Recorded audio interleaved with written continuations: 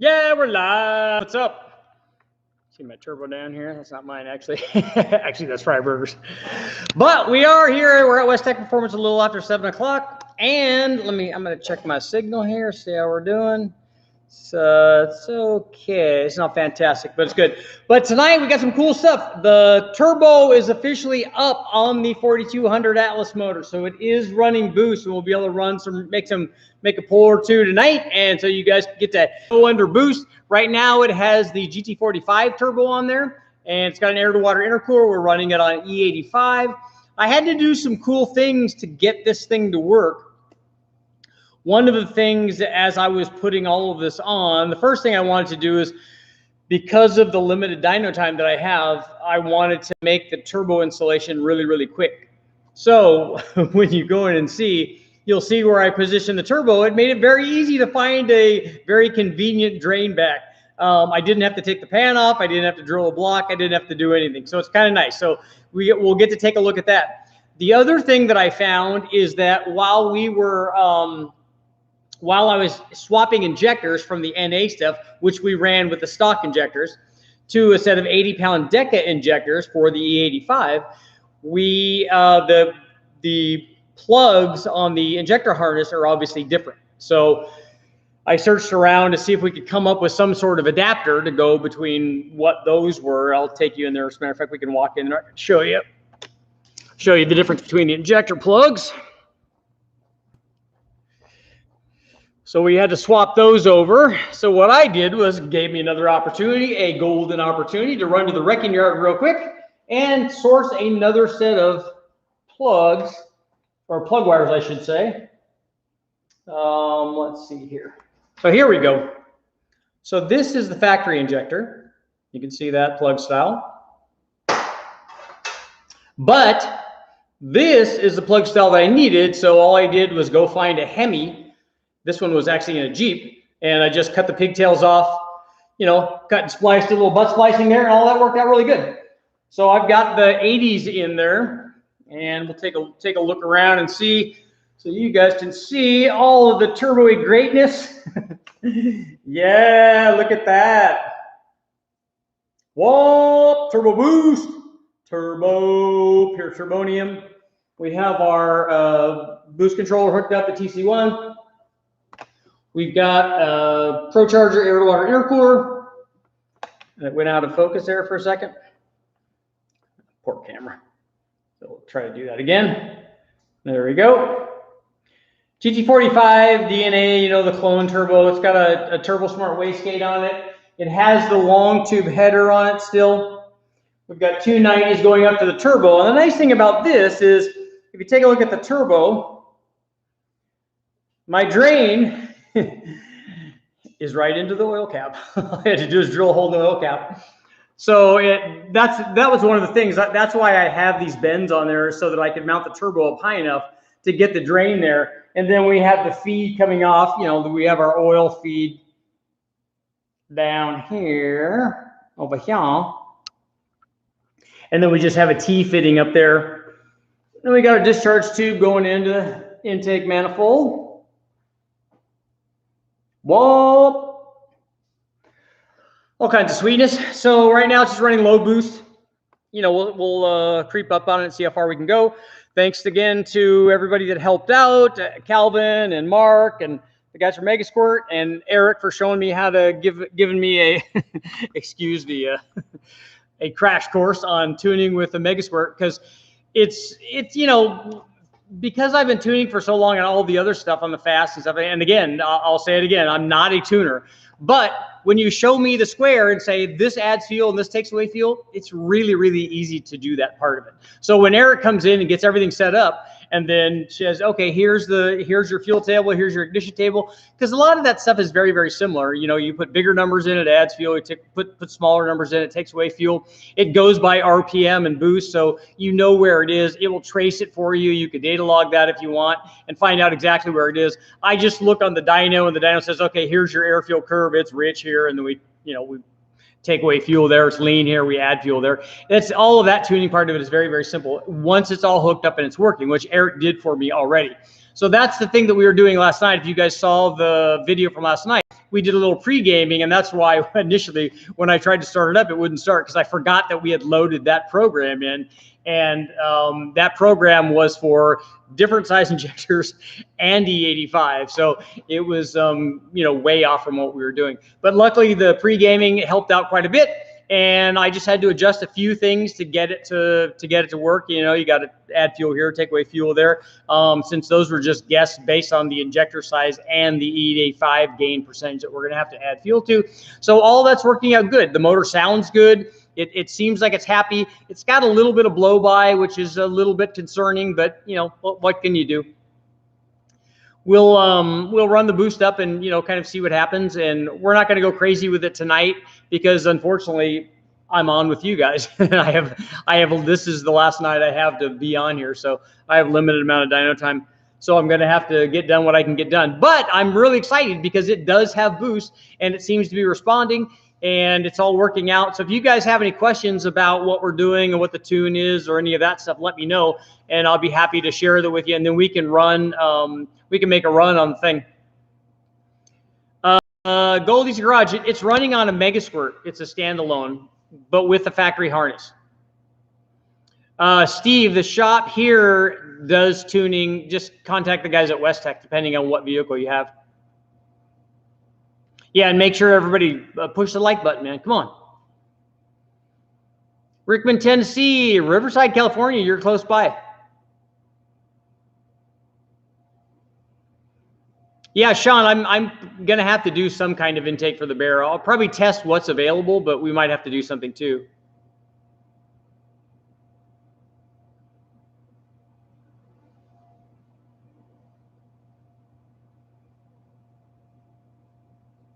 Yeah, it's a Mega Squirt gold box. As a matter of fact, I can show you that because I gotta help promote those guys because they sent over a box, which is really, it allowed us to actually run this thing, so it's kind of cool. But I'll show you what we're working with here. I even made a custom mount for it. Well, you can see the lights are on, but no one's home.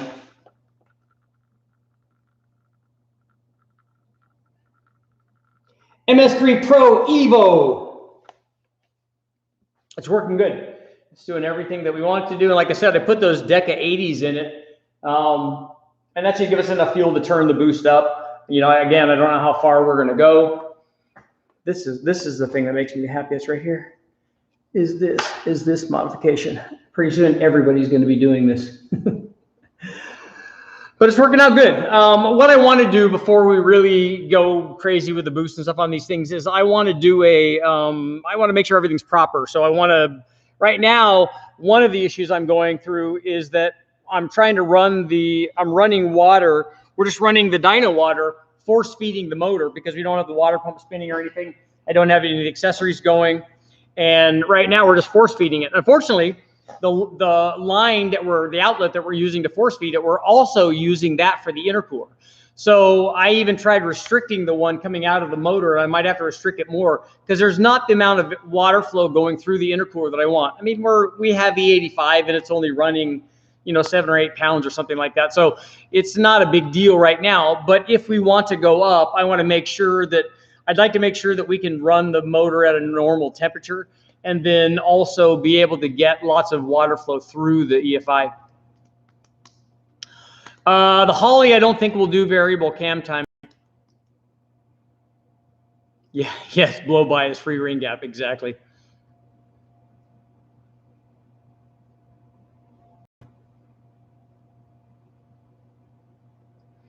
Yeah, it's always fun to be live. I mean, I love doing it, especially when I have dyno runs that I can show you guys. So it's pretty cool. Let's see. Are you worried about valve float on the stock springs? No, I don't think so. I think if is Calvin here? If you are, then let me know if you were using stock springs. Right now, this does have stock springs in it, but we're only running at the 6,000 RPM, and we don't have a lot of boost on it. Yeah, that when I showed Calvin earlier, and that's the random. That's exactly what Calvin said, that it looks like it's Cletus's stuff.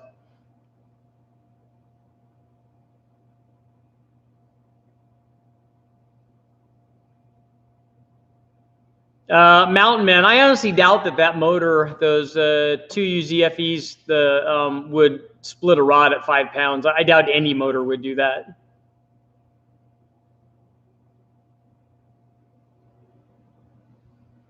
Jeff, right now we're running the GT45, the clone from DYNO. I've run it a bajillion times on lots of different things.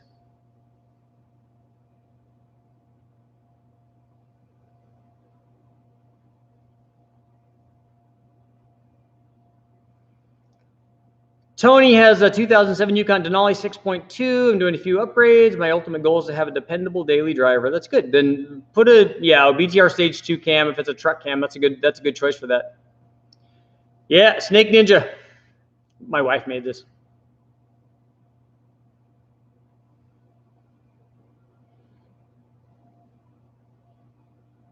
Yeah, surf. We're not. Unfortunately, we're just running cold water to both of them.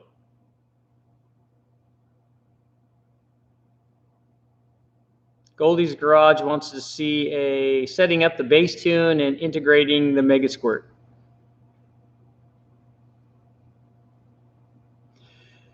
Thank you, Jacob. I'm glad you're here, man.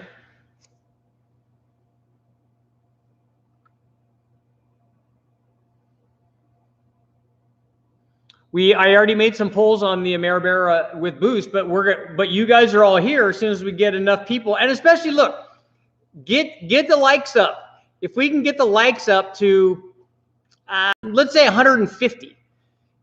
Right now it's at 84. There's 175 people here right now, and I'm hoping that number goes up. But if you can get the likes up to 150, then we'll make some polls. Boost! I better go prep for it right now, huh? Oh, look at the likes jump up. Everybody wants Boost. Everybody wants Boost. Okay, you're liking. I'm seeing the likes going up. Man, I better go get prepared, huh? I didn't think you guys would be jumping on it all like that, getting all crazy.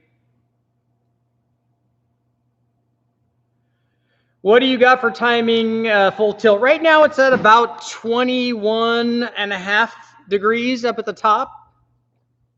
Under boostage, high boostage. It's already up at 142. I better get this thing started. Okay, so we know what we have to do. We know what the procedure is, right? We got to turn the water on. Turn our O2 sensor on. Wake up the computer. Make sure it's all happy. Walk in here. 147. Yeah.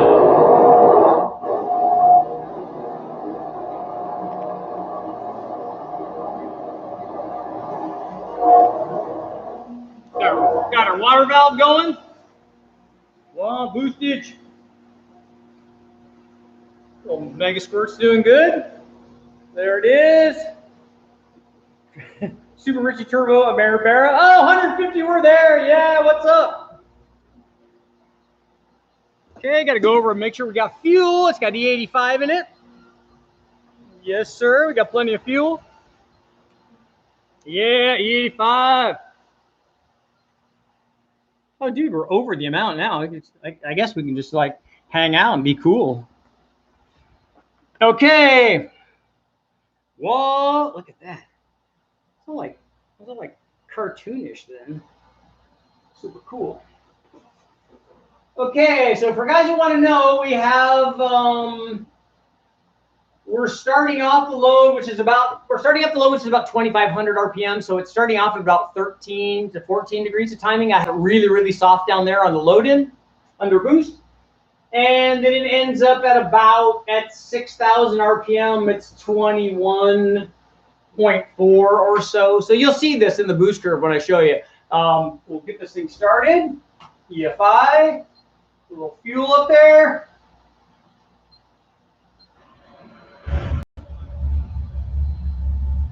Whisper mode. It's alive. Then we got to turn, make sure everything's on. Turn our fan on. That's a big fan in there. It's got a lot of air movement.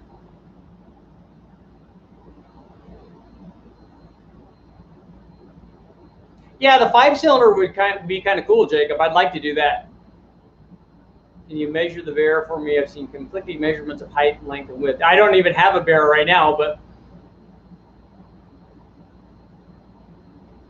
Tom's in the house. John, you guys don't have any 85 where you're at, man? It's time to move. It's time to move. We're using electronic boost control, but we're using this. We're using the TC1.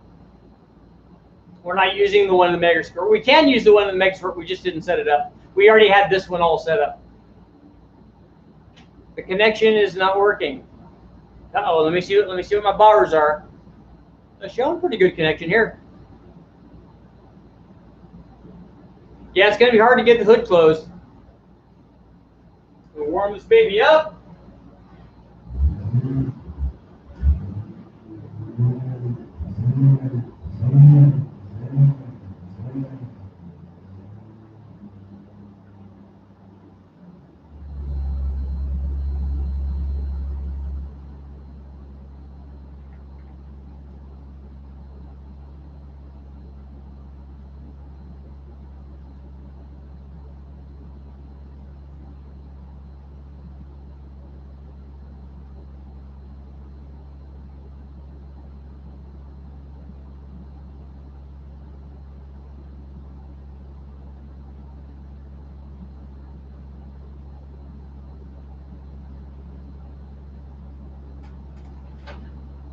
Had 2 clicks fuel on the load in.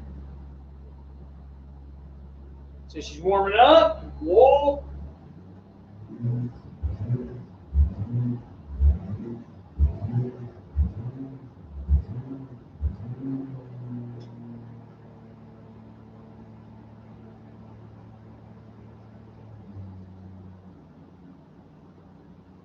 A lot of guys pointed out last night that they think that the relief valve on the oil pump is probably stuck, and that's probably true.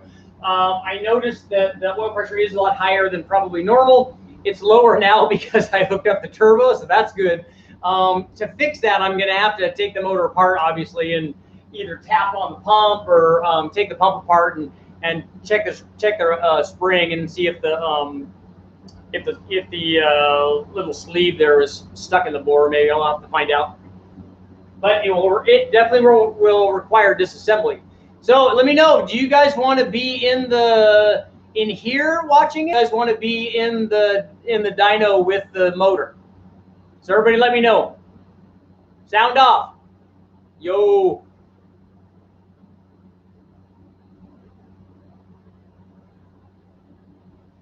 You guys want to be in the dyno with the motor?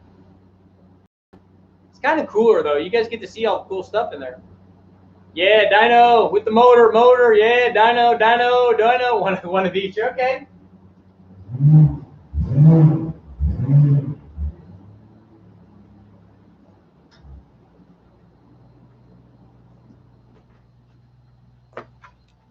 All right, man. Let's go in. Whoa, we're going in. Whoa, bob.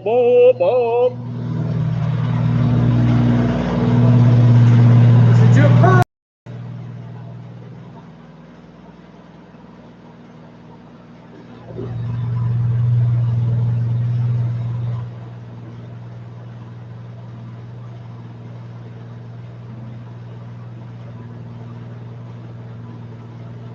Okay, you guys behave.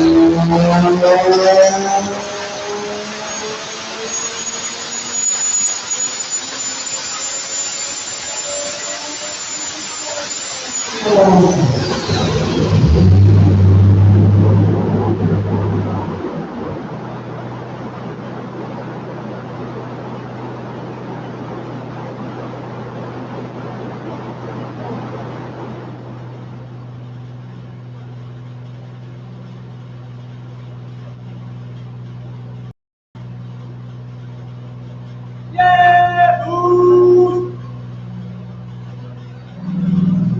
Yeah, high boost, dude. Well, it's alive. So how much power do you think that was? Come on, say it, say it, say it. How much power was it?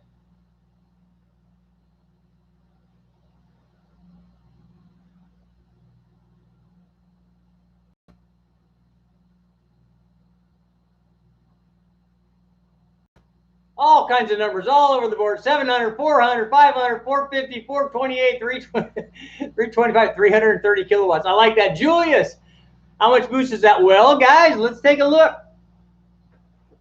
Let's see here. So we're actually looking at almost right about 11 pounds. I'm going to bring you in and zoom in. Whoa, whoa. You can see that. Can you guys read that? How about if I do this? Whoa.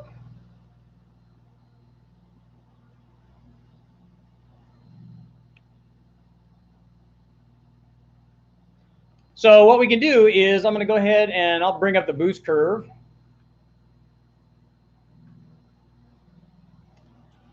So here's our boost curve. And the reason that it's ramping up like that is because there's no temperature in it. If I were to run it again, the boost curve would be better down here. And also I have like no timing in here. I have about 13 degrees of timing. And there's more like 20 up here. So we can improve this a little bit, but some of it is a function of what's going on with that turbo, and also that here I'll show you the power numbers.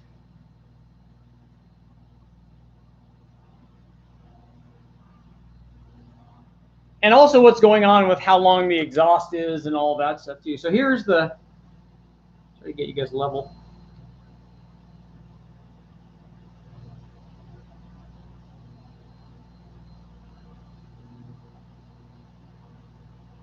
So right now it's making about 550 horsepower and 575 foot-pounds of torque.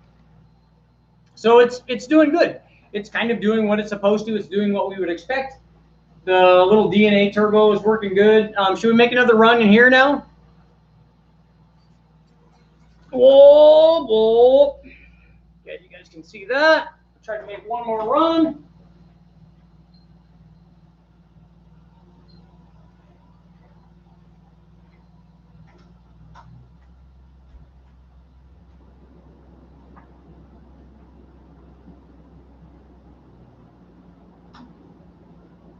If we let the motor run without having that fan going, it's a lot of EGR.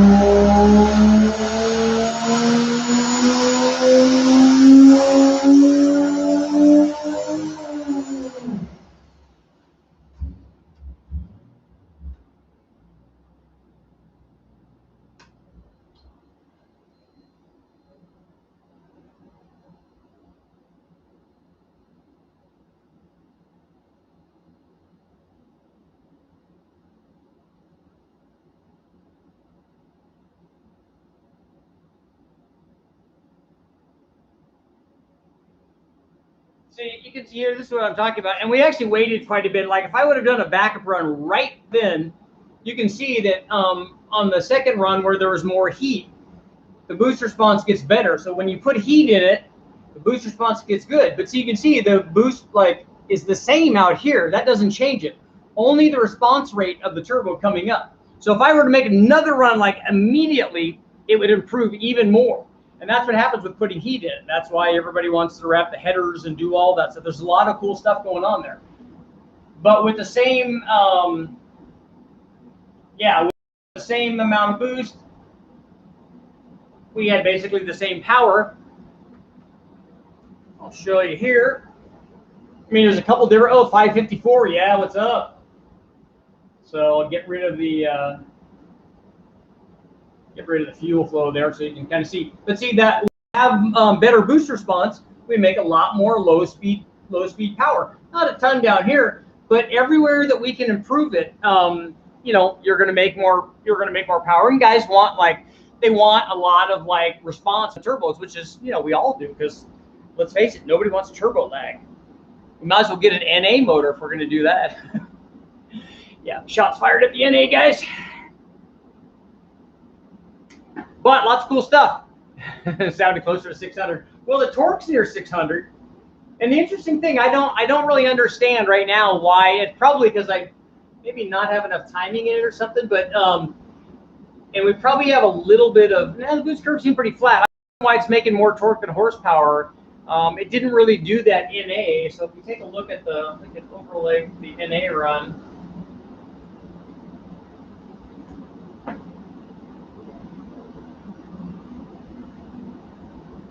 On the NA motor, it made the same horsepower and torque basically. It was within a couple of, I think it was, the best one was about 300 foot-pounds and 294 horsepower.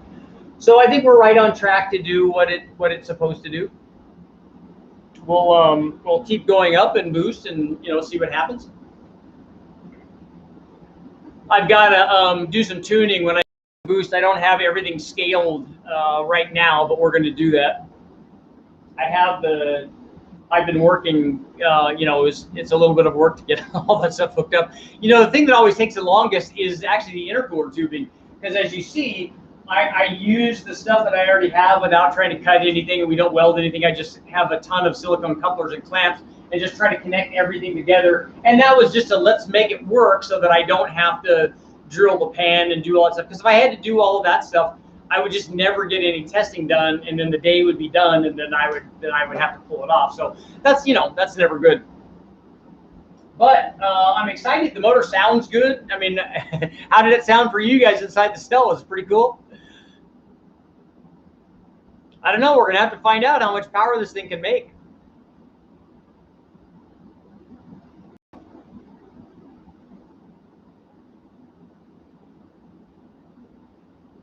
Oh, Andy, he's going to have Visart on there. Cool.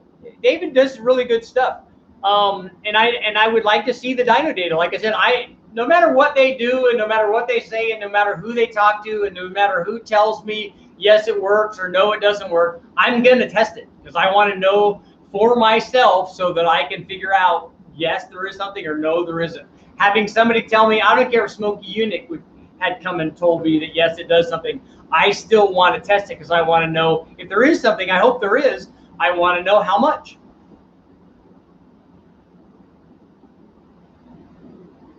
Oh, Kyle, was it overwhelming the mic in the cell? That happens a lot.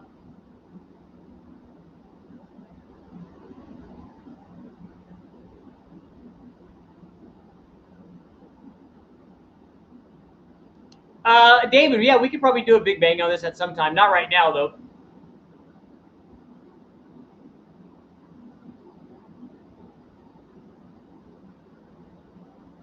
JR's Redneck Garage, go up in 5 PSI increments.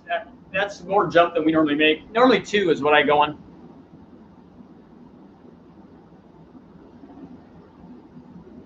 The best Remy, I haven't tested VVT yet to find out if there's something there.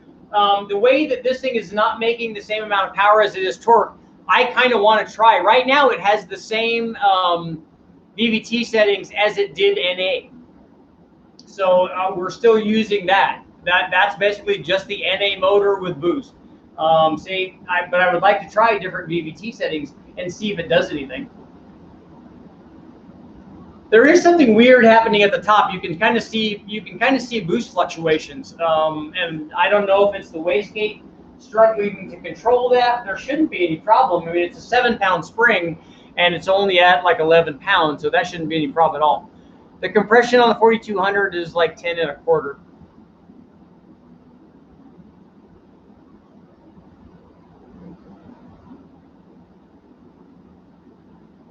I know I do want to test the cams on this thing too. I know this thing would sound really good in the Nova. Huh?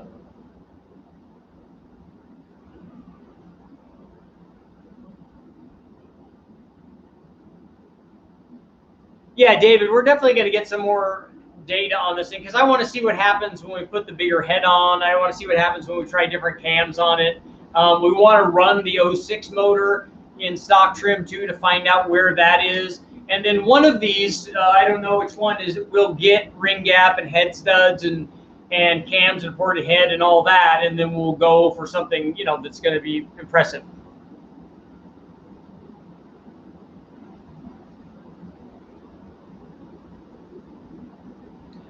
Julius, that's an interesting point, that since the motor didn't respond to the headers, and in fact it lost a little bit at the top, would it then respond maybe to the stock exhaust manifolds? And I'm going to try the stock exhaust manifolds. I made a turbo adapter for the stock exhaust manifolds, and we're going to try that. But to run that would require, like I said, it's going to require more setup. I'm going to have to drill and tap some sort of drain fitting. I want to get the front accessory drive so that I can drive the water pump, and you know, so that we can do the thing properly.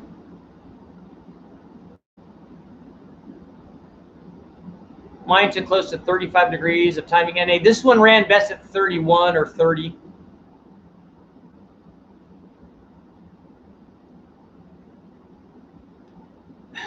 Brent, we'll see if you can wing it up to the 20 to 40 inch.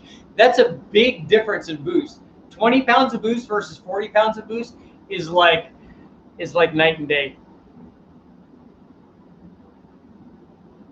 Parker, I've never run any of the Toyotas. I don't have a way to hook them up to the dyno.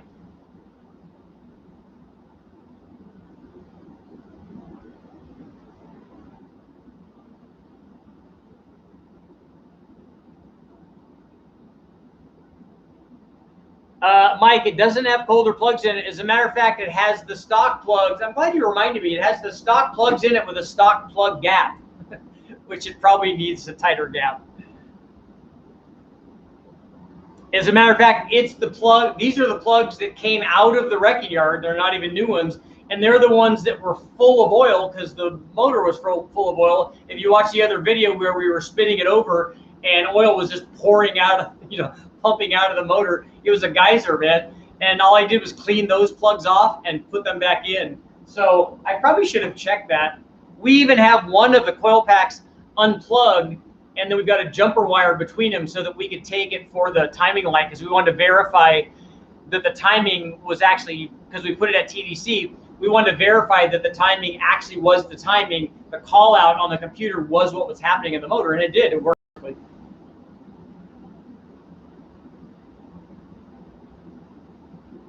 When is the Ford 6.8 or V10? I don't have one of those yet. I also don't have the Ford 300, which is another one I'd like to do.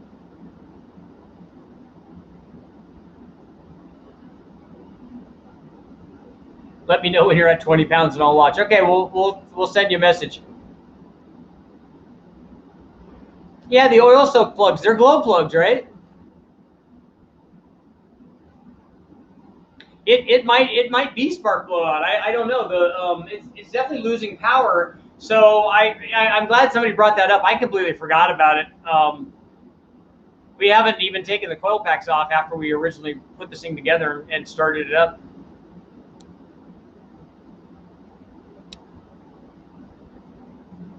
Nope, we haven't. I haven't even pulled the coil packs back off yet. And right now it has the late model coil packs in it, and they're just sitting in there. I can take you in there and show you. Let's go take a look. I'll show you.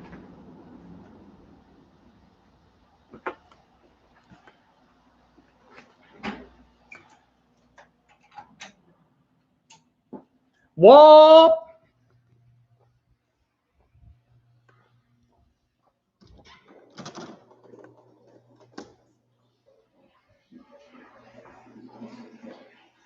So if you take a look here, I got to shut my valve off so we don't spill water all over. That would not be good. Whoa. There we go. So if you take a look, see, this is our, dip you down here. Whoa. There we go. So you can see we got our plug wire so that we can attach our timing light to it. You can see remote coil pack, but these are the late model coil packs. See, they're just kind of sitting in here, kind of wiggling around. These are the original ones over here. Calvin's sending out the adapters so that we can run those. These are the original ones. You get bigger caps on them and stuff. Different length bolt.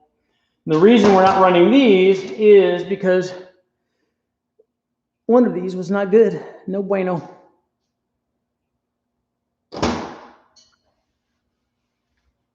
But I'm glad I found a Hemi so that we can get this. I could get these plugs to do my. These are the injectors I put in there. See, I had to rob them out of an LS.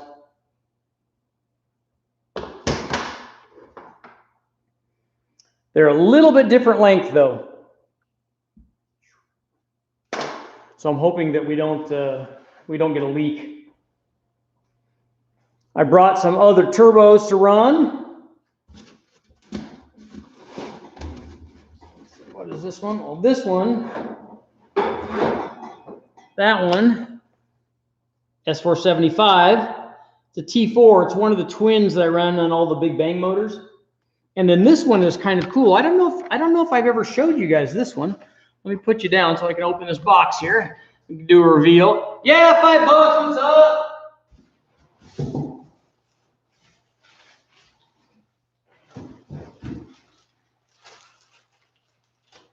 Yeah, look at this one. This one's all shiny and new.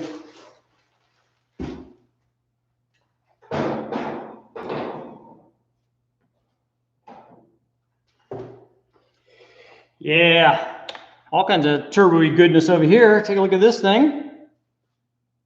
Turbonetics. It looks like a big compressor housing. But take a look at this. Look at the hot side.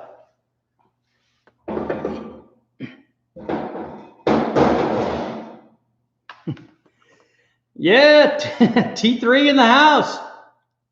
Look at that thing. So this one I actually have specs on. Here we go. Let's see. So I can show you guys that. Come on. Zoom in. Zoom in. I don't know why I'm trying to do that with this. That's just kind of dumb.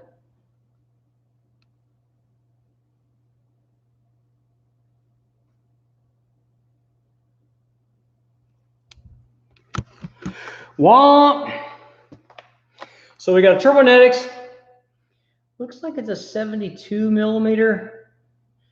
I wonder if they have all of the. Let's see what. This is a 8.5 AR.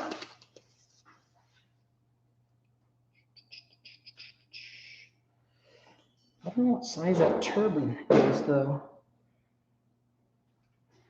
I thought it would tell me.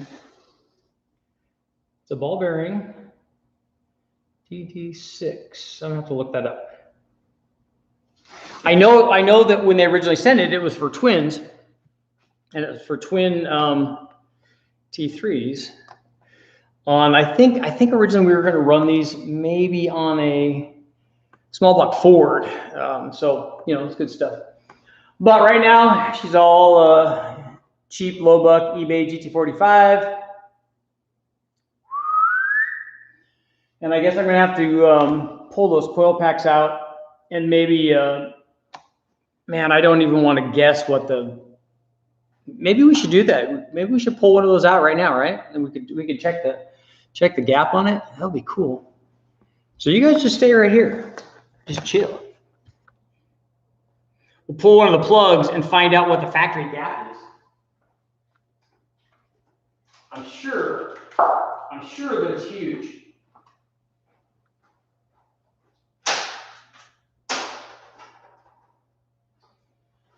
I'm sure that it's big to huge.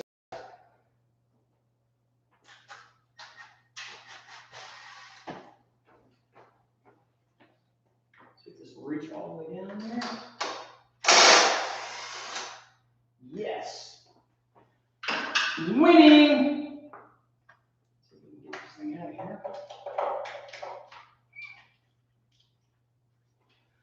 That's a lot of oil in there.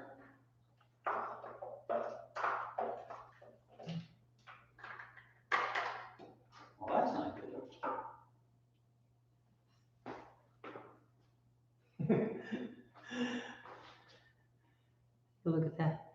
That gap is giant. But there's something else that I'm worried about.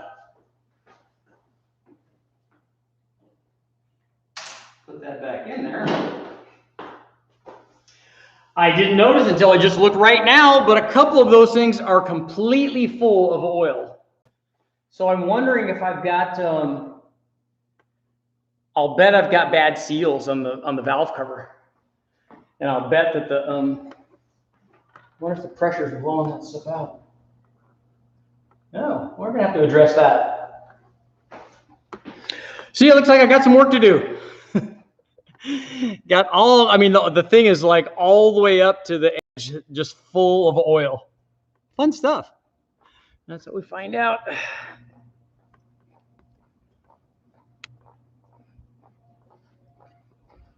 But that's why you test, you know, because you got to go on, find out what doesn't work, and then fix that, and then find out the next thing that doesn't work and fix that. It's all part of the day. But I got to run boost, so I'm so happy. You know, there's nothing better than that. Do a little adjustment there, a little adjust. What's up? So let's take some questions, and then we can finish up.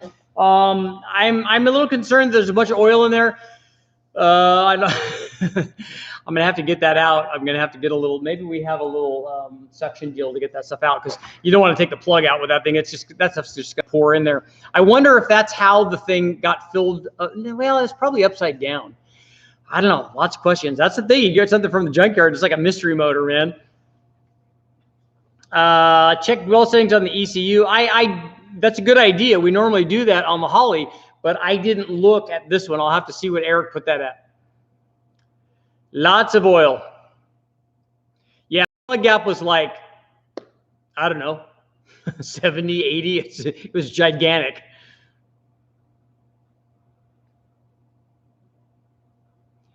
That was a big gap. So that just tells me that there's a lot of room for improvement. So we can bring the gap down. I can get rid of the oil, fix the seal, whatever the heck it is, whatever's causing that thing to leak. I don't think it's valve springs. It might be, but we'll have to check that. Sunny side down. The roof was crashed on the motor or on the vehicle that we pulled this out of, so it was upside down.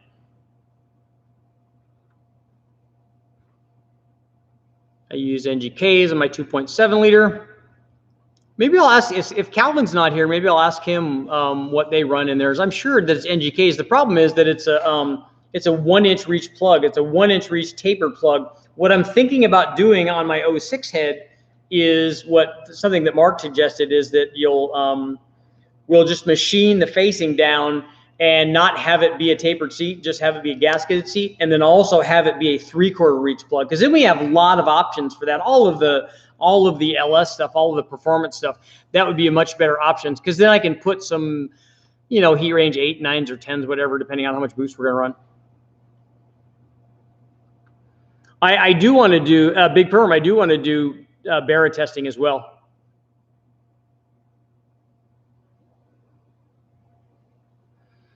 Yeah, it's just that's it. It's just guys hanging out, man, talking about car stuff.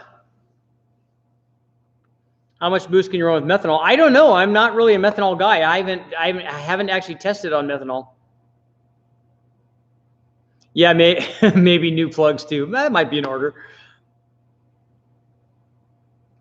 Got to do a 1UZ. I know. I would love to, and I'd like to do the 5.6 liter Nissan as well, the V8 from the truck. But you know, there's only so much time.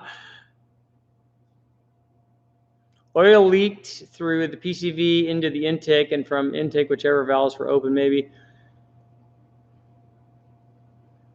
Through right now, the PCV is going to atmosphere, though.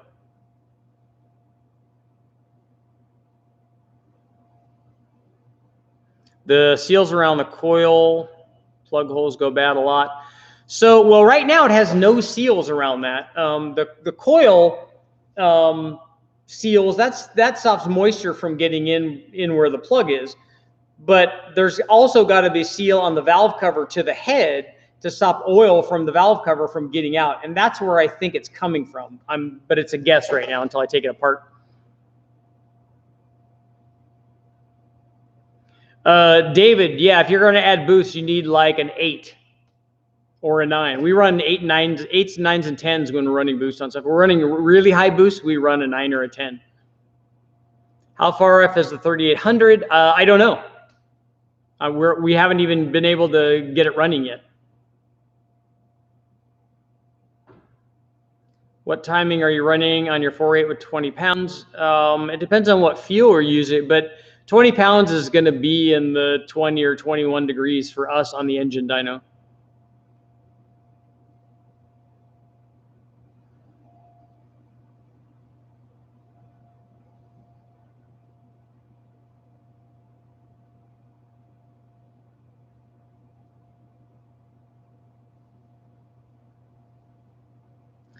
I don't know if you can do you want to do a VVT on the intake cam as well.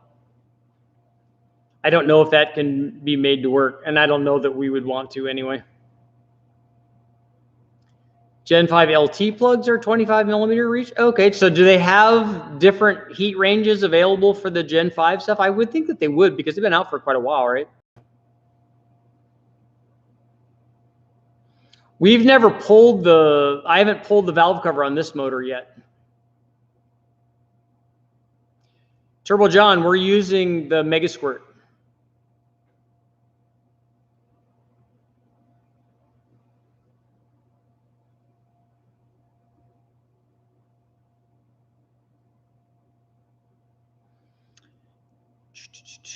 The Vermonster wants to know, do you like to, oh, the knife edge the crankshaft? I don't think I've ever done that.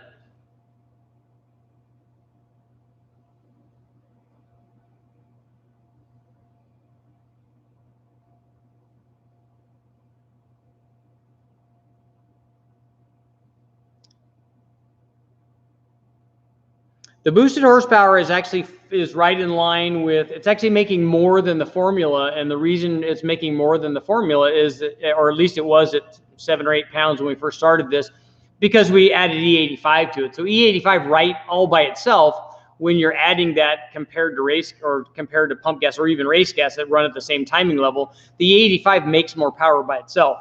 So I think we were at 8 pounds, I think we were at about 480. Any knowledge about TBI Chevy turbocharging? No, I remember back in the day, the guys from Vortec and stuff trying to run boost on those had trouble getting enough fuel to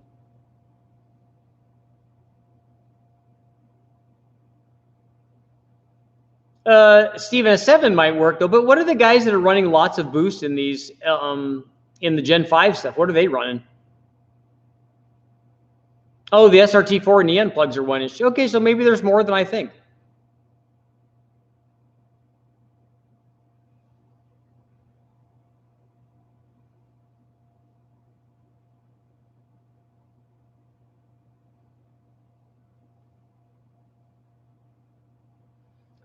The water temp is really low. It's less than 100 degrees. I don't know about the oil temp. We didn't even monitor it.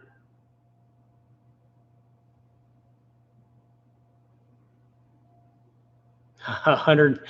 That's how you cure the boost lag at the beginning is 150 shot. I'll bet if we ran 20 degrees of timing all the way across and just made the load really quick, that you'd see much more boost response. It only has 13 degrees of timing there, so it's not going to load in. It's not going to load in with boost.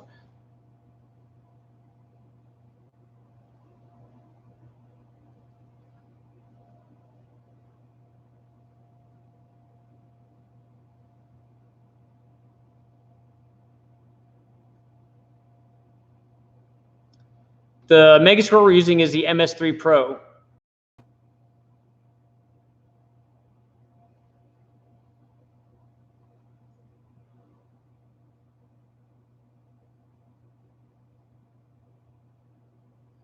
Hey Julius, what do those factory Barras run for? How much boost do they run from when they're stock?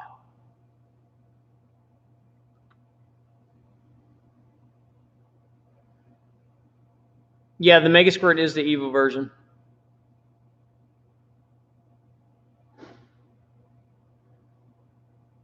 Mark, we can't loosen the oil cap while we're running because that's where our drain is.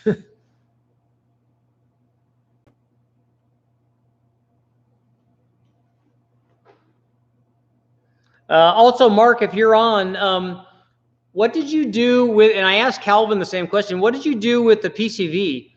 Did you just block the? Did you just cap the hose coming out of the intake manifold, and then did you cap the one going into the block? Or where is it going? At the bottom of the manifold?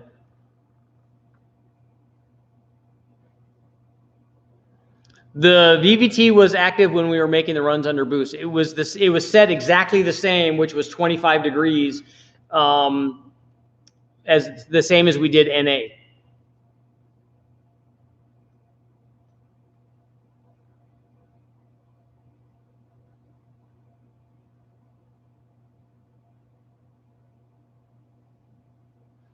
The 4200 engines don't last. Transmissions in the Trailblazer is an S-Boy, so boost on the engines will probably shorten the life. Well, I can't fix a transmission, but this is a junkyard motor, and it seems to be working pretty good. Let's see, what would be a healthy turbo with max spool for a 3.8 4-liter size engine? Just a single turbo, maybe 10 or 15 pounds. I like when people say, 800 to 1,000 horsepower. That's a big range. You need to narrow your goals down. Tell me what you want. What is the power output that you want out of your 3.8 4-liter motor? What motor is it? If it's a 4-liter Jeep, that's a different turbo than if it's a 4-liter Barra or something like this.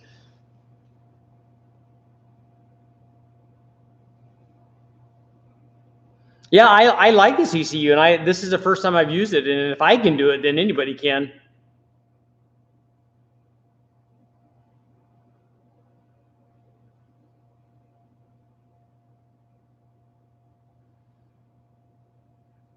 Six to 8 PSI is the factory boost rating on them. 7 PSI on the early BA, BF, up to 10 on the FG, and 12. I saw that they had an overboost feature.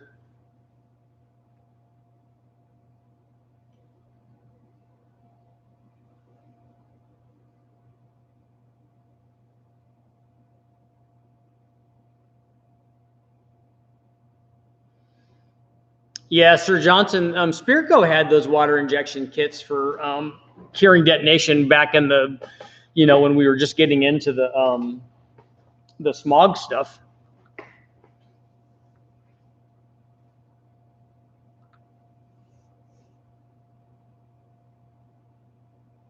Ford 3.8 liter V6. Fridays we'll do something with the junk engine I got laying around. 550 to 600 at the crank. More on accident. The 3.8 liter could use a GT3582, but that's going to get it's going to have a little bit of a problem at the 600 horsepower level. At 500 it will work good, but 600 it's going to maybe struggle a little bit.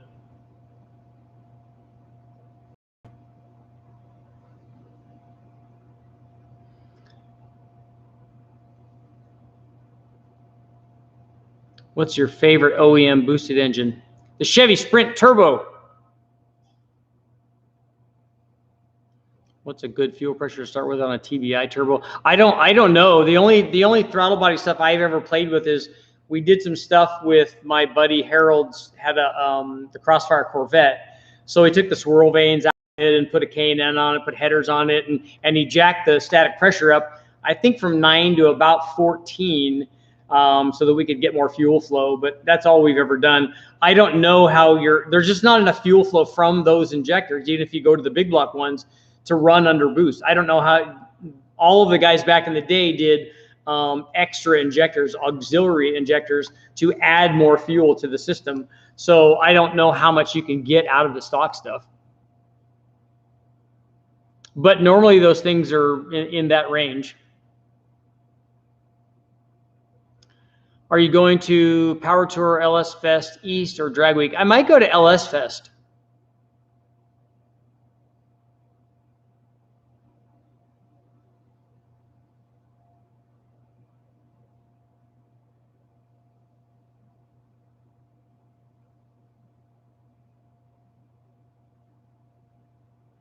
Yeah, Sean, I think guys would have a lot easier time running the 58X, the later 58X 4200 stuff, but this has a weird pattern on it.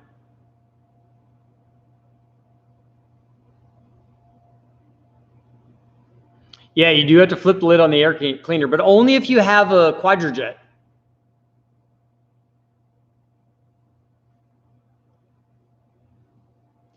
Yeah, Joyce, but that turbo is not the same turbo that they're selling on eBay as the GT3582. It's not, you know, a real Garrett one, or maybe even the factory one would do those kind of numbers. But I don't know that we've never. Well, you know, I think we have gotten near. We have gotten near 500 at the tire with one, but it was on a smaller displacement motor, though.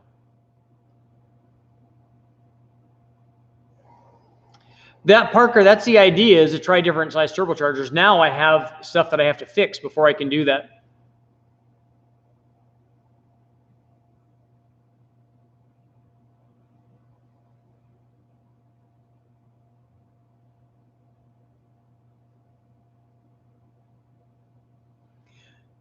Zach, the rocker and that cam are not going to change the push rod length likely.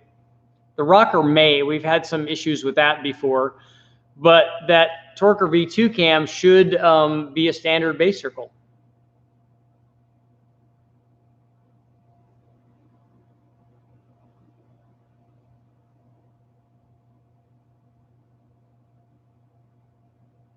Sean, what is the trigger pattern on the 3800? That's the one that we're struggling with right now. Will there be another Silver State race? I don't know. I haven't been involved in that in a long time. I'd like to go back out, though.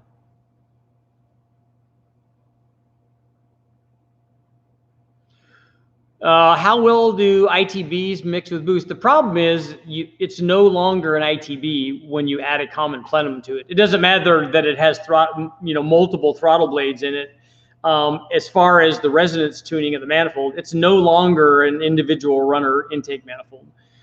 When you put a common plenum on it, it becomes a common plenum manifold. And so it doesn't matter that you have your butterflies down here. I mean, a lot of guys say that it's more responsive and all that, but the Helmholtz resonance is going to now be a function of the plenum, and it's not going to be an IR manifold.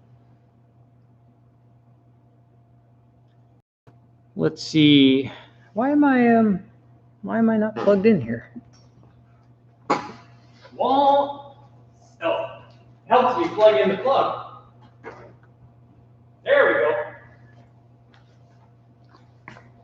Got to get all juiced up.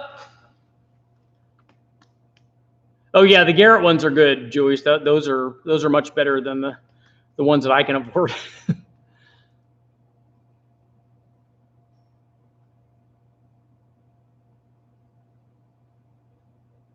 You bought the split second injector controller with 1,000 cc's. Okay, that should give you a lot of fuel.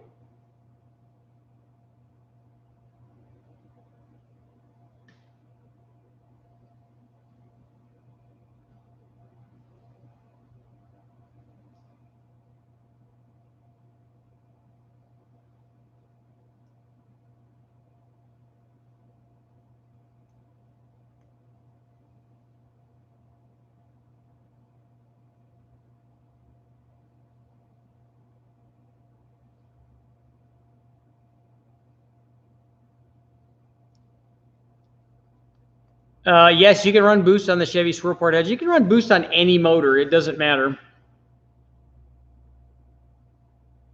Yeah, the 3800 Series 2 is the motor that I have. So it's from let's say a 98 or 99 or 2000 GTP. Yeah, the views got up pretty high. Zach, I've actually never measured. I don't think that the LS7 lifter is a different height, but I haven't measured that, so I can't swear by it.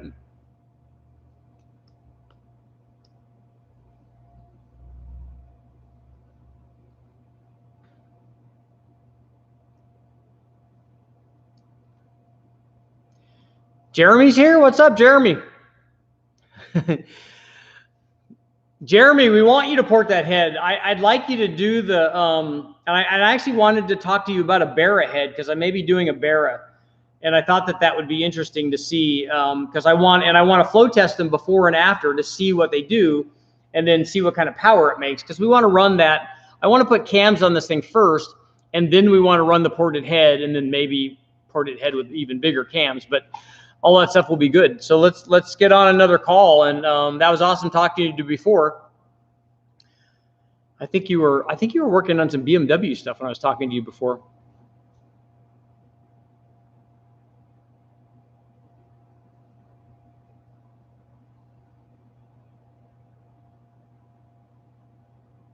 I thought that the Barra stuff had a Julius, the Barra stuff has a really big following, right? And that the modular stuff didn't have the same following.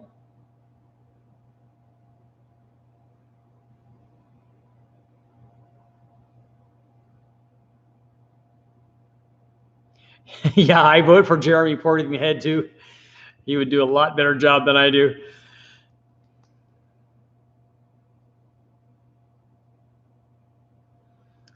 Do you have closed loop control over the VVT, or you just activate it at a given speed?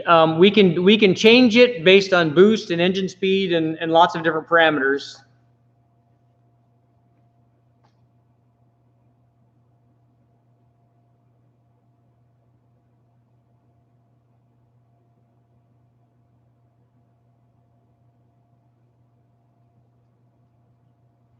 The Silver State is from Lund to Hiko, so it's right by Ely is the big town. And it's on the road that we take when we go from, like if you go through Las Vegas to go up to Wendover to go to the Bonneville Salt Flats.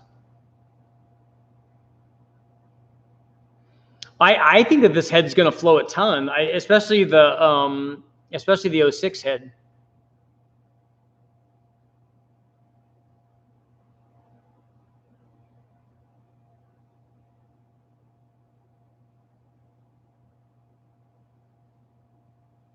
TS32, I did do some oiling mods on my engine, or we did a lot of them on the Engine Masters motor because we had to find everything. And what we did was put a really good pan on it with a kick out and a windage tray. All of that stuff is beneficial. There's even more things to do than that, but that's what we did when I did the upgrade. What's the weak point in boosting the 4200? It depends on how much boost you're talking about. So Mark's saying that an 06 head with a 1 millimeter oversized valve ported will get to 350 CFM. That's a lot. That's a ton of power potential. What do you think about a 4.8 liter BMW motor? I think that those are good. I like BMW stuff.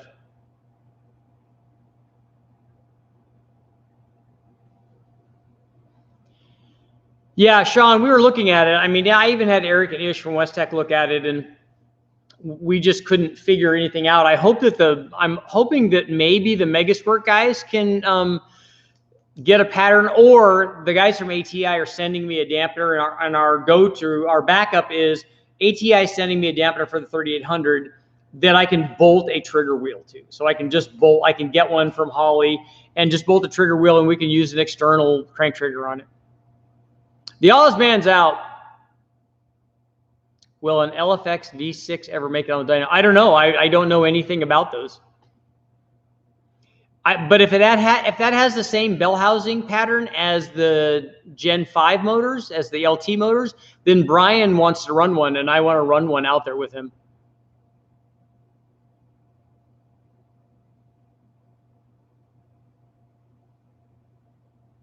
Still waiting on a set of timing chains.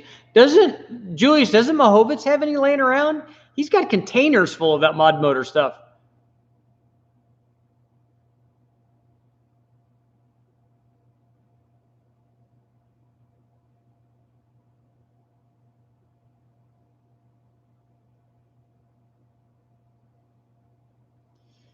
Greg Richards, Richard Adam LZ has a Barra in his Mustang. Have you reached out to his drifter team? I have not, no. Do I have to go online to find him?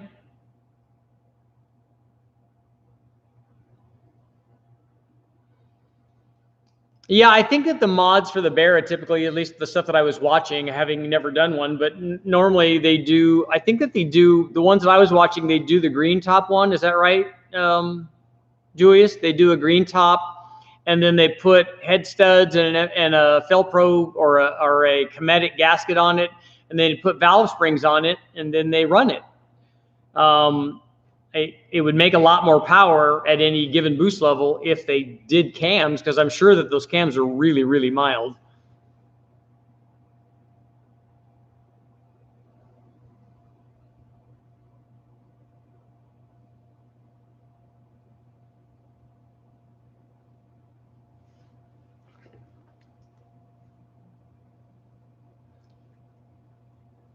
Evan, I won't dyno any diesel motors. Yep, valve springs, green top, stud. Oh yeah, that's right. They also did the gears, the oil pump gears.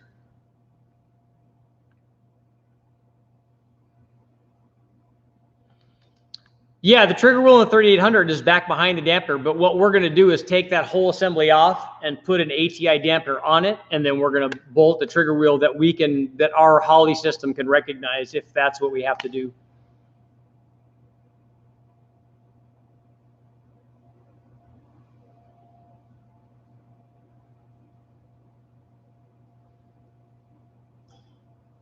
They have a hot mess. The Gen 6 big blocks were automatics and came with 4L80s. So those should have a flex plate that you can use.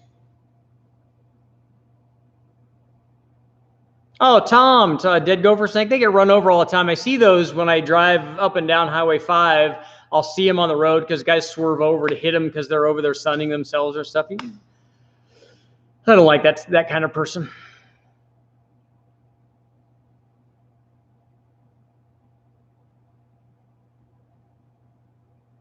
Okay, he's got a YouTube channel. Okay.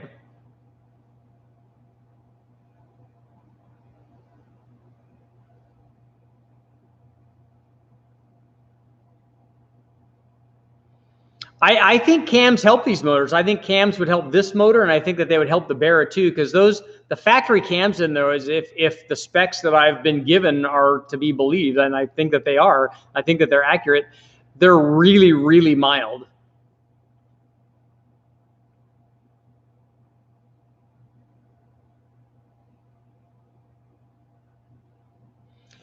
Sean, I did get a, Sean, send me you probably have my email from all this stuff. Send me an email and I'll send you what the guys from Megasquirt sent me on my question about the 3800. He answered it and I'll show you what he said.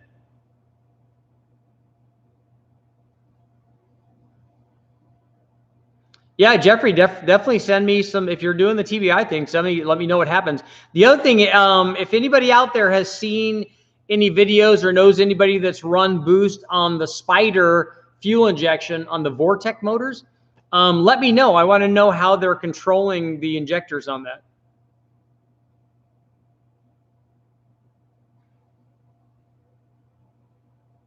It's a Mark IV block with a two-piece rear main seat. Okay, yeah, that obviously is not going to work.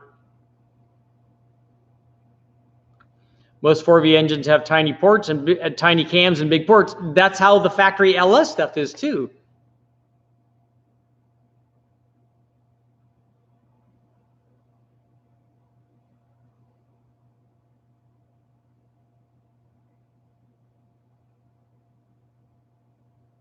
A 160 degrees at 50. That's really tiny.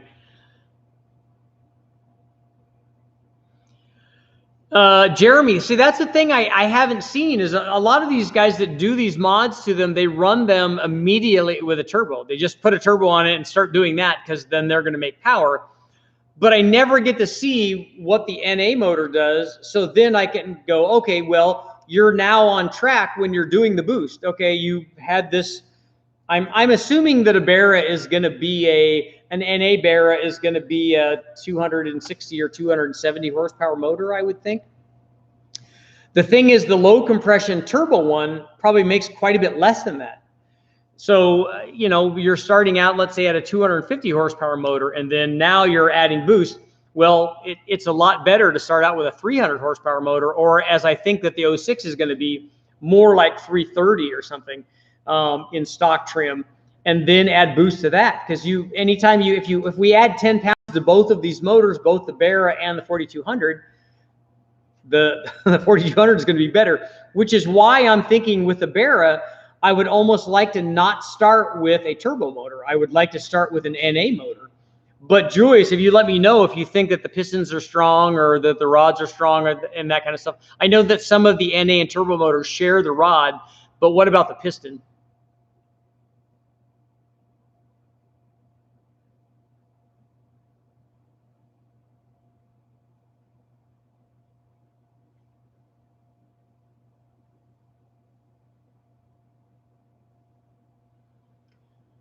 Saul, the reason that that GM put it on the exhaust side was mostly so that they could control EGR.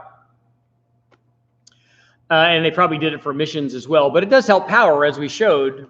But that's probably because they designed the cams to make it do that. But yeah, they weren't looking for maximum performance. The motor already achieved what they were needing to achieve. It's a pretty powerful NA motor already, but variable cam on the intake would also be nice.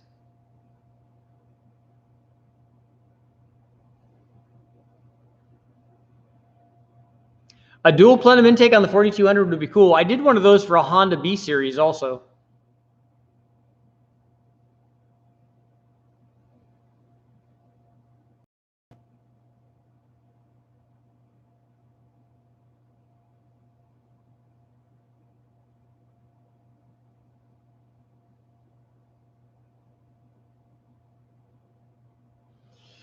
Yeah, I don't know.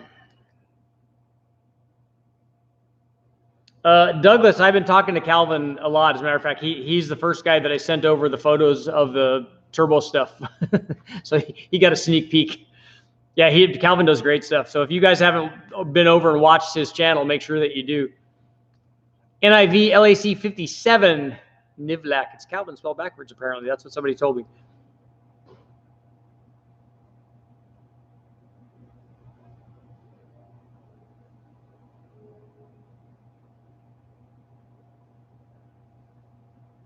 Yeah, I've seen the Skid Factory, the 1500 horsepower deal. I was watching one last night, or the other night, and the night before last, that was up around the 1900 range. But again, it's a dedicated race motor, basically.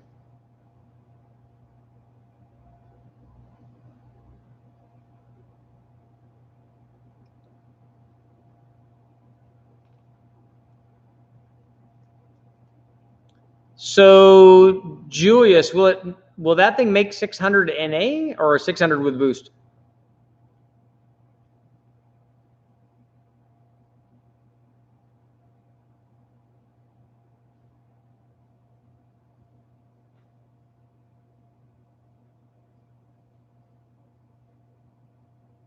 What do you think about OEM Delphi injectors to the 5.3 Gen 3 turbo ported to 1,000 cc's? So are you decapping the factory injectors? Is that what you're asking? Maybe I'm not asking. Maybe I'm not understanding what you're asking.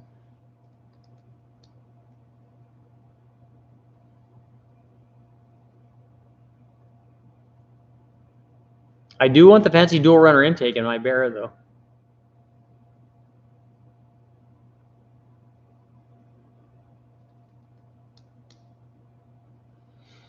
Oh yeah, look at all the likes now, man. We got more likes than we got people watching. That's awesome.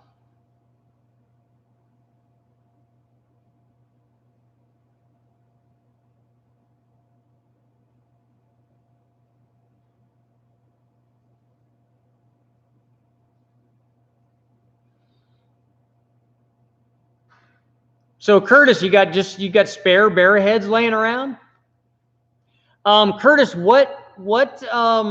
what Barras are you guys getting in? Let me know which ones you're getting in, so that we can figure out which we're going to run.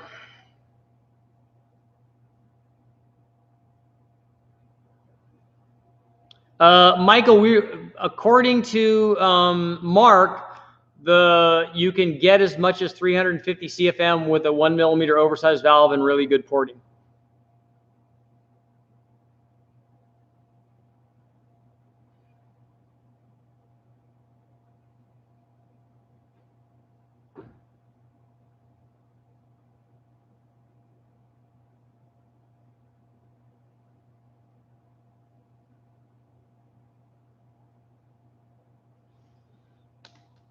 Happy to help, Alicia.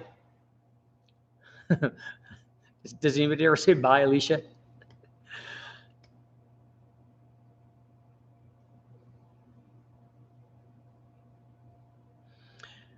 Anonymous, after seeing what Buick did with their V6 in the late 80s, I keep wondering where the fast six cylinders are outside the 2JZs. The 2JZ, again, that's another one. That's going to make even less power than a Barra does NA.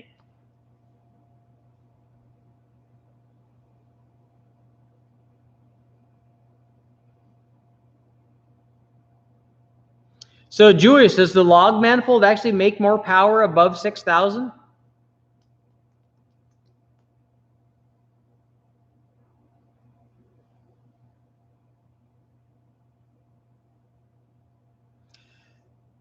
Don't forget to post up the power runs later. There'll be a video on this turbo stuff. And I have 2 more minutes.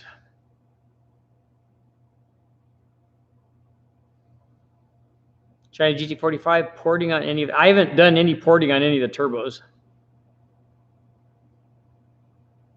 I'll have to check. There's 19 of them. That's a lot.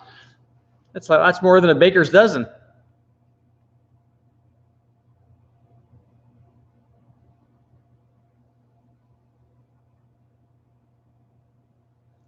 We're going to do regrind cams probably for both of them. I asked the guys at Schneider if they did. They also did regrinds on Barra cams. Rex, you can ask about whatever engine you want, man. I won't be testing tomorrow. It's got to come off tonight.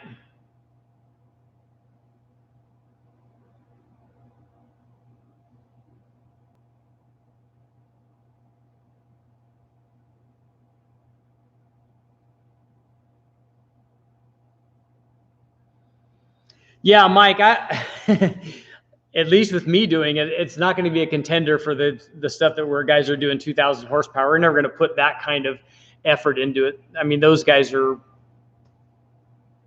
that's really big money.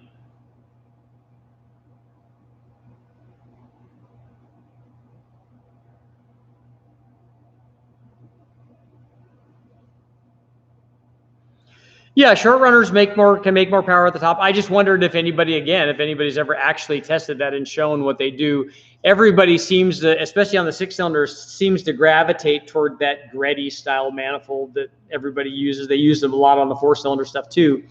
They use really short runners, and that's what the RB is also like that. I've got an RB25, and that's the one that everybody puts on that. The problem is you're going to lose a ton of power through most of the curve by putting that short runner manifold on there. I can understand if you want to run, if you're going to run to 10,000 and your power band is from 6,000 or 7,000 to 10,000, that's a good deal. But for the vast majority of people, that's not a good deal.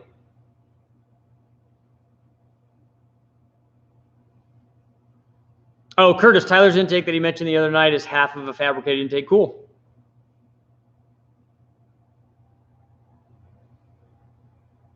Okay, Julius, great. Thanks for the heads up, man, and thanks for sending that. That's awesome.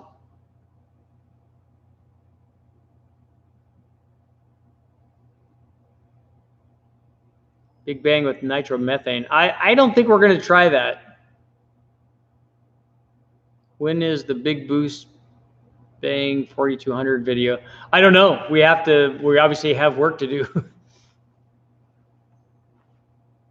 Are you looking into getting your own dyno? Nope, I will never do that. Do you ever stream the testing of the engines? Like just set the cam and let it rip and without watching the chat? You mean just set it there and just start working and do all the work while everybody's watching? Just have a live stream for 8 or 10 hours? That would not be fun for you guys.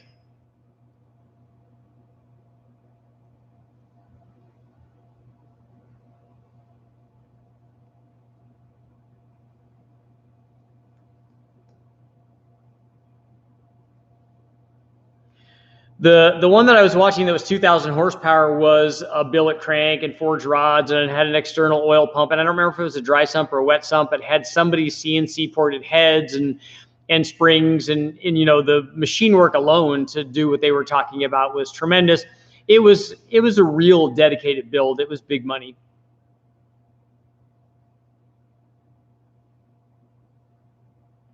The reason that I wouldn't, the biggest reason I wouldn't be interested in having my own dyno is because I've been here with the guys at West Tech for 25 years, and they've been always great, and you know, it's like family, so there's a lot of loyalty there.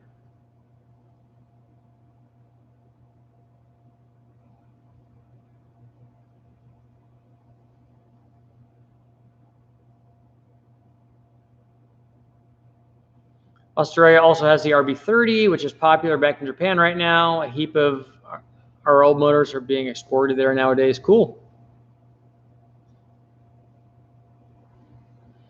I haven't even run the RB25. That's another one that's on the list.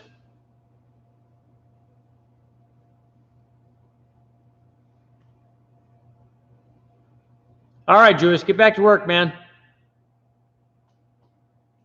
And I'll tell Lisa you said hi.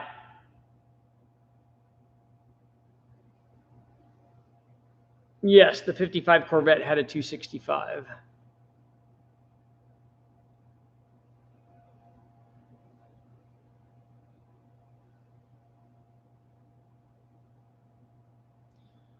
Always wonder why people swap the stock 2J intakes for the Grady's.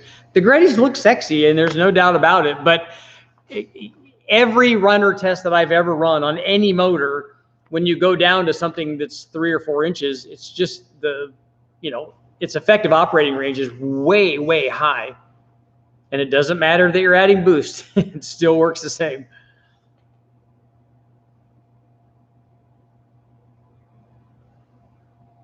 Yeah, you'll have to get through, we did in our stuff, you had to go through a lot of different injectors before you find a match set when they decap them. It's hard to do. Yeah, having a dyno close to home would be nice. It is a long drive. How about a Pro Charger on the Atlas or Vortec? Maybe somebody makes a kit for that, but the turbos make it really easy. And plus I get to do the crazy stuff like you guys saw. Go take care of it, Michael.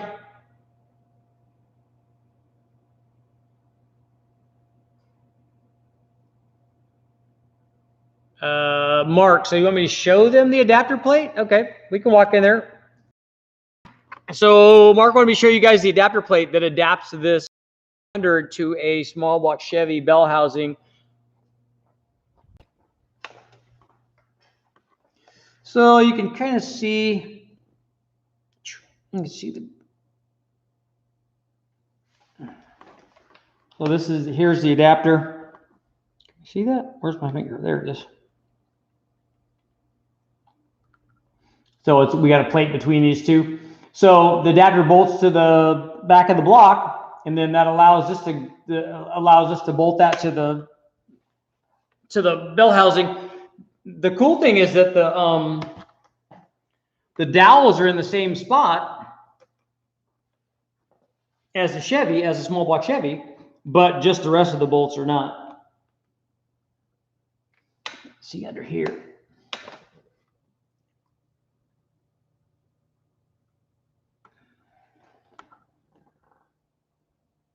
Oh, look at that. See, one of those bolts is loosening up. Tighten that baby up. Man, I got a lot of work to do here. Before Brule comes in. Clean up, clean up. Everybody, everywhere. My wife's a first grade teacher. Okay, guys, I got to get going. It's been an hour and 25 minutes. That's way too long. As you can see, I got a bunch of work to do.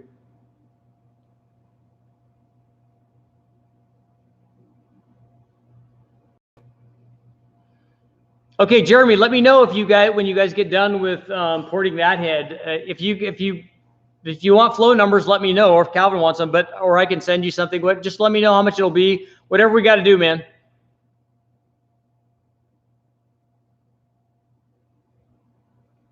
Yeah, make sure you go watch Calvin's stuff. I like to go over and watch what he's doing. He's doing the LS stuff right now. Thanks everybody for showing up. Hopefully I'll have a video going up on the turbo runs. So that will be kind of cool. Obviously, I'm not going to get everything done tonight because I'm going to be running out of time before I have to take this thing off, and I've got to fix this oil situation. Maybe just I haven't even checked. Maybe the valve covers, maybe the bolts are loose. We never even looked at that. We probably should have.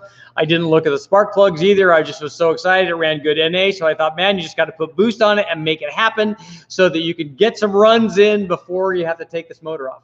So I'm going to check some of that stuff out. We'll get the oil out of it. And then next time we put it up on the dyno, we'll make sure that we have the front accessory so we can run that properly, run the intercooler properly, and then run this thing up maybe some more and make some even more power. Definitely with different plug gap. Thanks for showing up, guys. I will see you tomorrow.